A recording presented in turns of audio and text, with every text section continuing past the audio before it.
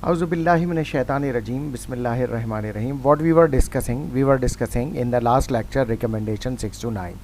Just to recall, recommendation 6 to 9, that according to JNC 8 recommendation, in the general non-black population, including those with diabetes, initial antihypertensive treatment should include a thiazide type diuretic (CCB), calcium channel blocker, angiotensin converting enzyme inhibitor, ACE inhibitors, or angiotensin receptor blocker, means ARBs. In the general black population, including with those with diabetes, initial antihypertensive treatment should include a thiazide type diuretic or CCB. ACE and ARBs black में recommended नहीं है. In the population aged 18 years and above with chronic kidney disease, initial or add-on antihypertensive treatment should include an ACE inhibitor or ARB to improve kidney outcome. If goal BP is not reached within 1 month of treatment, increase the dose of initial drug or add second drug. And if the goal blood pressure cannot reach with 2 drugs, add and titrate a third drug. अगर एक drug से फ़ायदा नहीं हो रहा हो तो उसकी पहली ड्रग की डोज बढ़ाएं और या फिर दूसरी ड्रग ऐड कर दें. 2 ड्रग से भी फ़ायदा नहीं हो रहा हो तो 3 ड्रग को ऐड डाला जा सकता है और उसकी डोज एडजस्ट की जा सकती है.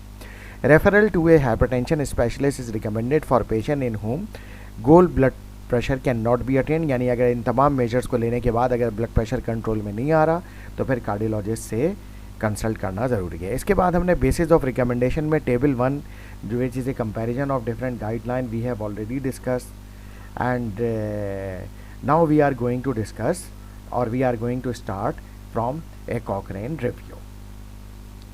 A Cochrane review of above 60 randomized controlled trials for thiazide monotherapy versus placebo in adults with primary hypertension BP 142 less than 160 by 90 to less than 100 mmHg examined the BP effect of 6 different thiazide diuretics. तो इसमें 6 different थाइजाइड diuretics को compare किया गया, जिसमें primary systolic जो था वो 140 से ज़्यादा बट लेस देन 160 था और डायस्टोलिक 90 से ज़्यादा बट लेस देन 100 था. Hydrochlorothiazide unlike other thiazide medications studied demonstrated is dose dependent BP reduction. तो इसने dose dependent BP reduction means more dose more BP reduction.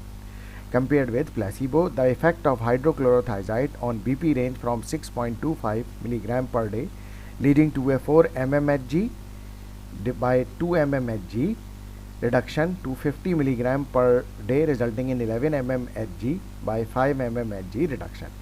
यानी जिसमें 6.25 मिलीग्राम थी उसमें जो ब्लड प्रेशर रिडक्शन था सिस्टोलिक 4 mmHg, डायस्टोलिक 2 mmHg और जिसमें 50 मिलीग्राम पर डे हाइड्रोक्लोरोथाइजाइड यूज़ की कि उसमें systolic blood pressure 11 mmHg reduce हुआ और डायस्टोलिक ब्लड प्रेशर जो है वो 5 mmHg रिड्यूस हुआ.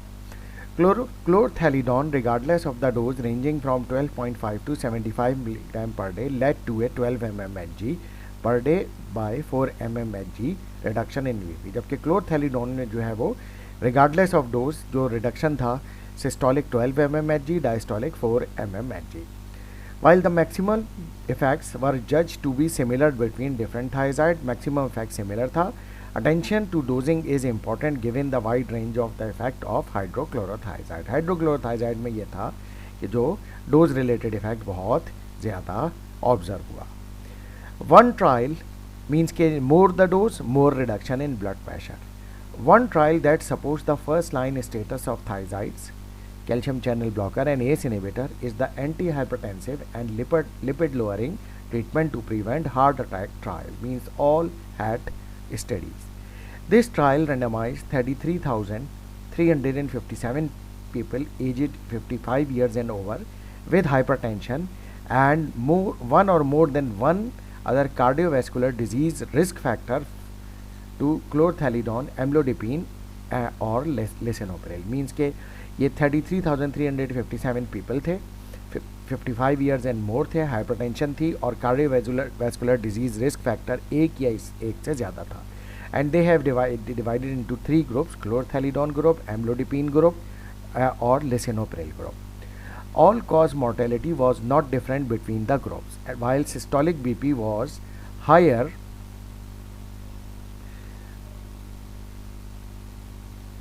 while systolic BP was higher in the group was higher in the amlodipine and lisinopril group compared to chlorthalidone, जबकि सिस्टोलिक ब्लड प्रेशर जो था वो हायर रहा एम्लोडिपिन और लिसोनोप्रिल ग्रुप में compared with chlorthalidone. The difference was statistically but not clinically significant, that is 0.8 to 2 mmHg. जो difference था blood pressure control का वो क्लोरथैलिडोन से 0.8 से 2 mmHg ज़्यादा था, जो कि स्टैटिस्टिकली सिग्निफिकेंट नहीं था. स्टैटिस्टिकली सिग्निफिकेंट था बट क्लिनिकली सिग्निफिकेंट था, यानी 0.8 mmHg से 2 mmHg जो कि क्लिनिकली इतना इंपॉर्टेंट नहीं है. हाउएवर देयर वर, और ये जो हो सकता है स्टैटिस्टिकल सिग्निफिकेंस इसलिए आई हो क्योंकि नंबर ऑफ पेशेंट्स बहुत ज़्यादा है, 33,357. However, there were some notable differences in the secondary outcomes like higher rate of heart failure in the amlodipine group versus chlorthalidone group. दूसरी चीज़ जो डिफरेंस थी वो इम्पॉर्टेंट जो थी वो थी सेकेंडरी आउटकम्स में, जैसे heart failure rate was higher in amlodipine 10.2% versus 7.7% in chlorthalidone group. However, because the primary outcome and other secondary outcomes were comparable, this was not considered by JNC8 as strong enough to reason to recommend thiazide diuretic as the sole initial antihypertensive classes. लेकिन क्योंकि बाकी जो outcome थे उनमें कोई ख़ास significant difference नहीं था in between thiazide type diuretics, calcium channel blocker and ACE inhibitor, उस वजह से JNC8 ने इसको ज़्यादा इम्पोर्टेंस नहीं दी. American Society of Hypertension and International Society of Hypertension and the National Institute of Health and Clinical Excellence, जिसको हम nice भी कहते हैं, जो गाइडलाइन देती है, NICE guideline, make a distinction for those aged less than 55 to 60 years to favour ACE inhibitor और आर, मीन्स के वो पेशेंट्स जो कि लेस देन 55 to 60 years हैं, they should be on S inhibitor और hours, while those aged 55 to 60 years should start with thiazide or calcium channel blockers. Beta blockers are included as first line for adults aged less than 60 years in the Canadian Hypertension Education Program guideline and for adults aged less than 80 years in European Society of Hypertension and European Society of Cardiology guideline. जबकि beta blocker को first line consider किया है Canadian in adults less than 60 years patients में किस according to Canadian guideline, and इसके अलावा less than 80 years में age group में यूरोपियन सोसाइटी ऑफ हाइपरटेंशन ने रिकमेंड किया है इनकी गाइडलाइन में. While combination therapy with beta blocker can be very effective, means के अदर कॉम्बिनेशन के बाद like losartan intervention for end point reduction of hypertension study demonstrated lower rate of death MI और stroke in their लोसार्टिन group. अच्छा, अब जिसके बरक्स जो live trial हैं जो कि लोसार्टिन पे थे, उसमें ने जो है लोसार्टिन ग्रुप जो पेशेंट ले रहा था उसमें significantly lower rate of death MI और स्ट्रोक रिपोर्टेड हुआ compared with atenolol group. A difference mainly driven by stroke reduction, और जो खास स्पेसिफिक डिफरेंस था वो स्ट्रोक रिडक्शन का था, यानी losartan was significantly reducing the risk of stroke in hypertensive patient compared to atenolol group. Given this finding and otherwise insufficient evidence to support beta blocker as first line agent, we agree with JNC8 committee. बाकी ये कि जो otherwise insufficient evidence की base पे beta blocker को first line agent जो है वो JNC8 जो है वो ज़्यादा सपोर्टिंग एविडेंस के तौर पर कंसिडर नहीं करती. Now additional insight. While JNC8 has the same treatment recommendation for people with or without diabetes, most other societies suggest only ACE or ACE inhibitor or ARBs should be the first line treatment for patient with diabetes. JNC8 ने तो with or without diabetes दोनों के लिए ACE और ARB की recommendation दी है, लेकिन जो दूसरी जो सोसाइटीज़ हैं जो गाइडलाइन देती हैं वो डायबिटिक पेशेंट्स के लिए प्रेफरेंस देती हैं ACE inhibitor या ARBs को as a first line therapy. In the case of patient with diabetes and a history of CKD, we agree that ACE inhibitor or ARBs should be first line because the clinical studies support these patients कि जिनको diabetes या history of CKD हो, इनमें the drug which reduces the blood pressure and reduces the morbidity and mortality, these drugs are ACE inhibitors and ARBs. In the black population, with hypertension, calcium channel blocker and thiazide diuretic generally tend to be favored as initial therapy over renin-angiotensin system blocker. The evidence for this recommendation comes from all had studies. और ये support जो आ रही है black population में कि why black population should use either calcium channel blocker और thiazide diuretics, why these drugs should be preferred over renin angiotensin system blocker, this evidence comes from ALLHAT study. क्योंकि in this study it is showed in pre-specified subgroup analysis that the black population treated with lisinopril had higher rate of stroke, cardiovascular disease and heart failure, plus 4 mmHg higher blood pressure, systolic blood pressure compared with those treated with chlorthalidone. क्योंकि all had study में वो patient जो lisinopril थे उनमें compare to chlorthalidone higher number of stroke report हुए, cardiovascular disease report हुआ, heart failure report हुआ और 4 mmHg higher systolic blood pressure report हुआ. तो उस वजह से जो है chlorthalidone was preferred drug. On the other hand the primary and secondary outcome were similar in the chlorthalidone and amlodipine group except for higher rate of heart failure with amlodipine. जबकि और बाकी एंड पॉइंट जो थे वो similar थे amlodipine और क्लोरथैलिडोन में, सिवाय हार्ट फेलियर के कि जो एम्लोडिपिन ग्रुप में हायर रेट में था. Compared with lisinopril, the black patients in the amlodipine group had lower stroke rate and improve BP control. और जब लिसिनोप्रिल वर्सेस एम्लोडिपिन का कंपेयर किया गया ब्लैक पॉपुलेशन में, तो वो पेशेंट जो एम्लोडिपिन में थे उनमें लोअर स्ट्रोक रेट रहा था and improve BP control. Therefore both calcium channel blocker and thiazide diuretics are considered first line for black patients with hypertension. यही वजह है कि JNC 8 ने ब्लैक पॉपुलेशन को में रिकमेंड किया है कि they should have first line treatment for blood pressure either calcium channel blocker और थाइजाइड डायरेटिक्स और may be in severe condition the combination of calcium channel blocker and thiazide diuretic. If a black patient has a coexisting chronic kidney disease, initial treatment should be ACE inhibitor or ARB if the patient also has albuminuria as supported by the KDIGO guidelines. अच्छा, एक condition जो है वो उसमें जो है ACE inhibitor और ARB को इनिशियल ट्रीटमेंट के तौर पर रखा गया है. वो ये है कि ब्लैक पेशेंट हो बट हैविंग को existing chronic kidney disease and also having albuminuria.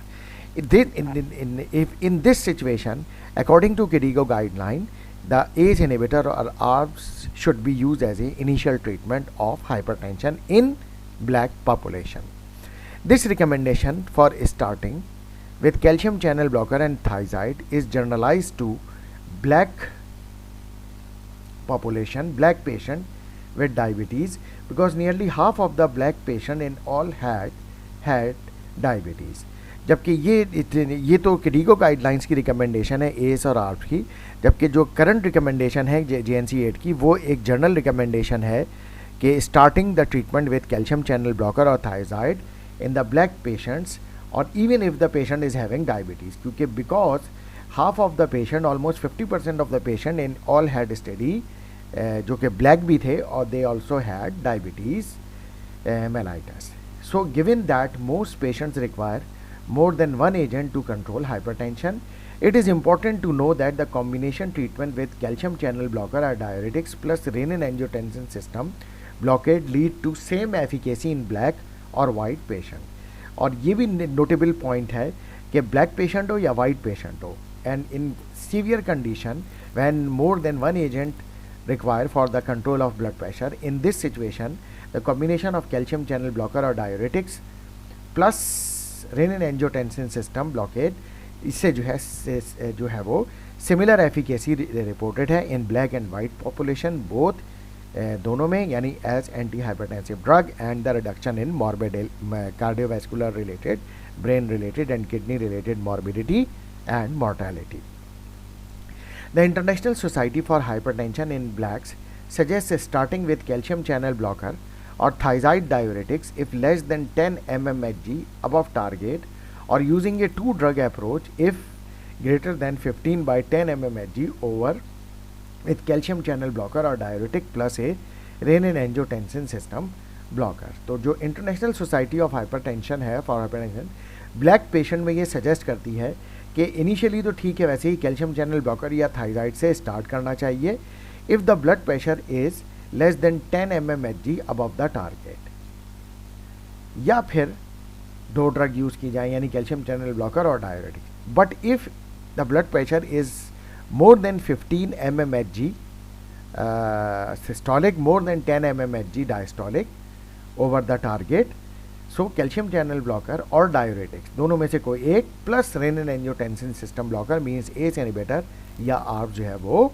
Use की जाए। तो ये जो रिकमेंडेशन है वो इस तरह से है इन पेशेंट्स में जिनका टारगेट वैल्यू से ब्लड प्रेशर इतना ज़्यादा हो, उसमें जो है एस इनहिबिटर या आर्ब्स को यूज़ किया जा सकते हैं। Now let us talk about the limitations. There are several limitations to consider in JNC 8 committee's approach for the BP treatment as mentioned in the table 2. Now come to the table 2. This is a table 2.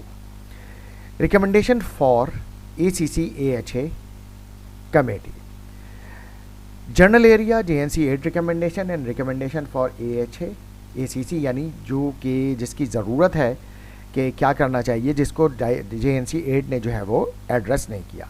First of all is the diagnosis of hypertension. JNC 8 recommendation there is no criteria mention.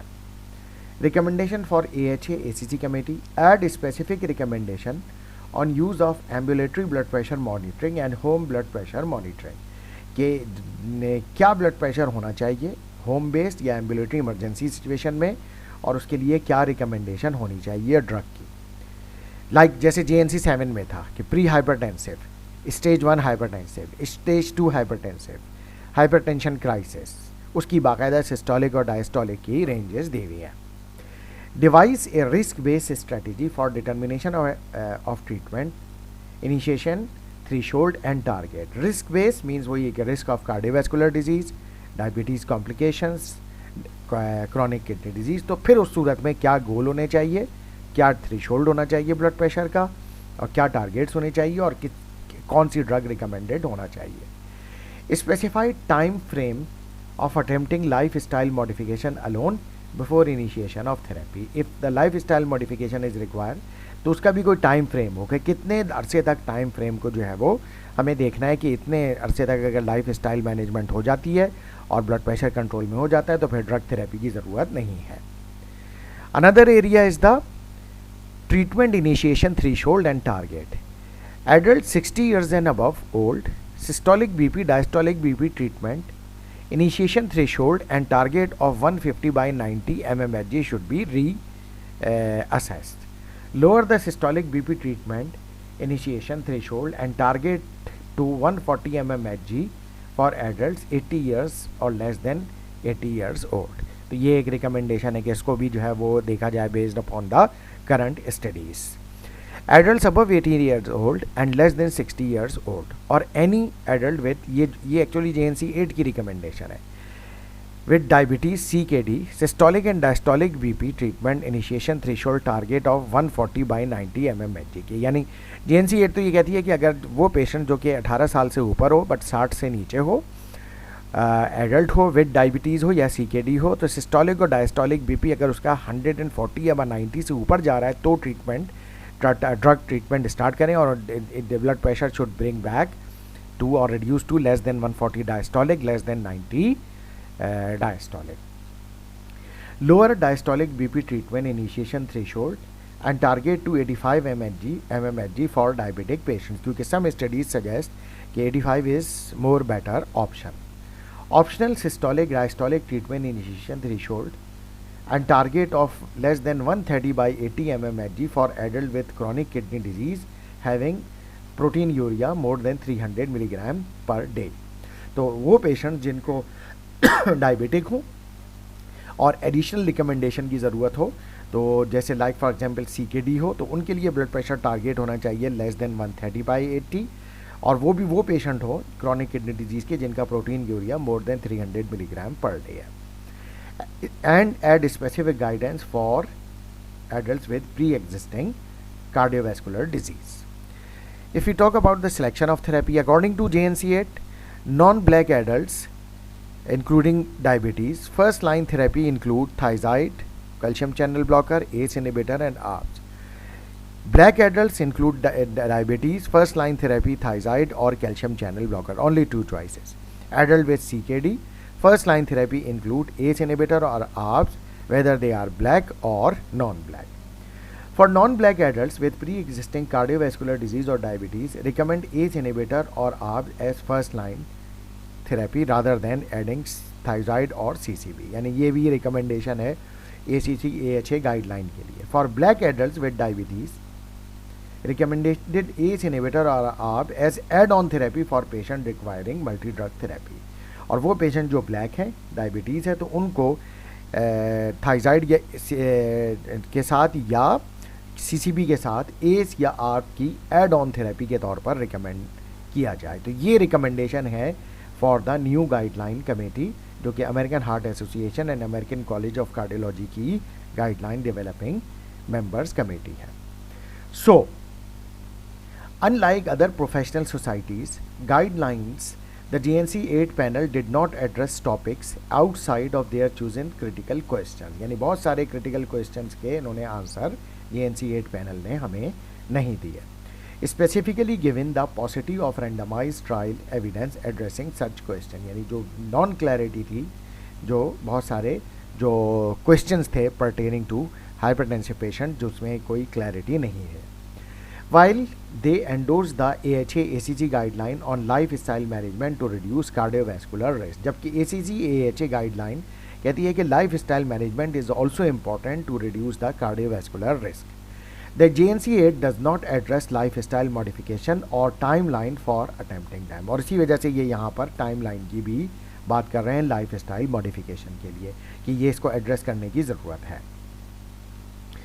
So another limitation is that ambulatory BP monitoring including cutoff value for diagnosis hypertension based on home BP reading is not addressed, जैसा कि JNC 7 में था. One suggestion is to confirm elevated BP with ambulatory BP monitoring such that recently recommended by the US Preventive Task Force. और कोई cut off value जो है वो होनी चाहिए एम्बुलेटरी की, कि इस पे जो है वो कंफर्मेशन ऑफ डायग्नोसिस होगा कि पेशेंट को ब्लड प्रेशर है. तो वो जो है उसकी भी ज़रूरत है कि वो JNC 8 उसमें क्लियर नहीं है.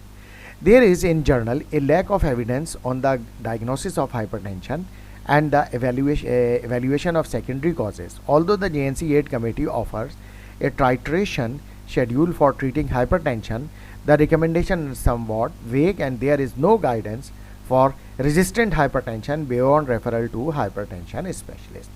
और बहुत सारी जगहों पे जो डायग्नोसिस के अलावा जो कॉम्प्लिकेशंस हैं हाइपरटेंशन रिलेटेड, उनको जो है वो क्लियरली उसका ट्रीटमेंट जो है वो रिकमेंडेशन नहीं है उसकी, और जो है वो उसकी गाइडेंस के बजाय हाइपरटेंशन स्पेशलिस्ट से रेफरल की रिकमेंडेशन है.